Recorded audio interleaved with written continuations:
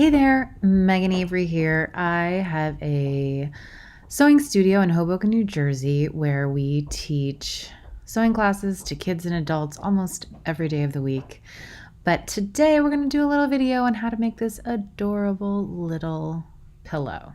It doesn't have to be patchwork like mine. I just used this small square of patchwork fabric that I'd put together in a quilting class last night. I thought it would make a cute little pillow pincushion. So what I've done is I've pinned it to the fabric that I want to use for the back. The fabrics are right sides together, they're pinned, and now I am cutting out the shapes. It really doesn't matter what size.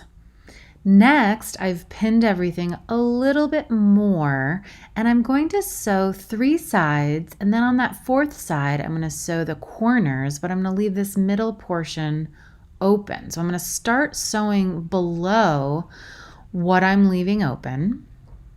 I'm using a 1/2 inch seam allowance. I'm backstitching at the beginning. I'm going to sew up to this corner, and I'm going to leave my needle in, put my presser foot up, and pivot.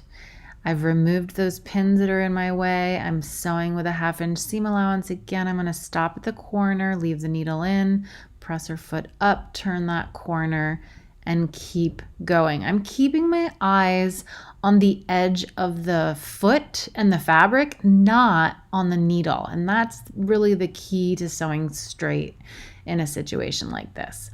So now I'm going to finish it up above that spot that I want to leave open. I backstitched, lift my presser foot, lift my needle, break the thread, and there it is. Carefully turning it right side out through that little bitty hole, not too hard to do. And then I'm putting my fingers in each of the corners to really poke them out and have a nice 90-degree angle on this square pillow. All right, now I'm just going to press it. Everything looks better if you just give it a little press. I do a little on the front, and then I do a little pressing on the back. And notice I still have that opening, and I'm going to top stitch. I'm going to top stitch really close to the edge now. It's white thread.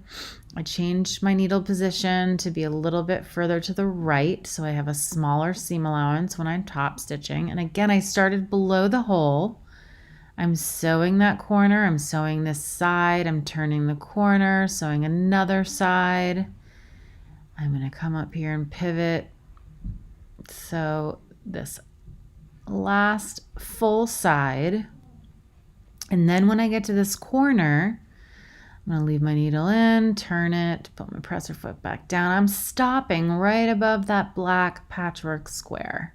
I backstitch, pull it off, break the thread, and it's still open. But this way, that top stitching is going to give us a really easy way to disguise where the opening is. So now we'll stuff it. Little tiny pieces at a time and making sure they're going into every single corner. Remember, you can do this for a pillow of any size. You'll just need more stuffing if it's bigger, obviously. Get all that stuffing in there till it's looking like a pillow, and see that top stitching makes this really great edging on the pillow. And then the raw edges are already in. I'm pinning them.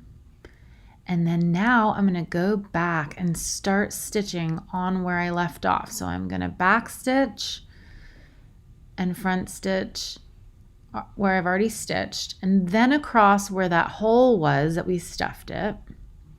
And then I'm going to end on the stitching that's already there. And then I'm going to back stitch, pull it off, snip my threads, and no one will be able to tell where the opening was that I stuffed it, right? All the edges look exactly the same. And now I can put my pins in it for a pin cushion.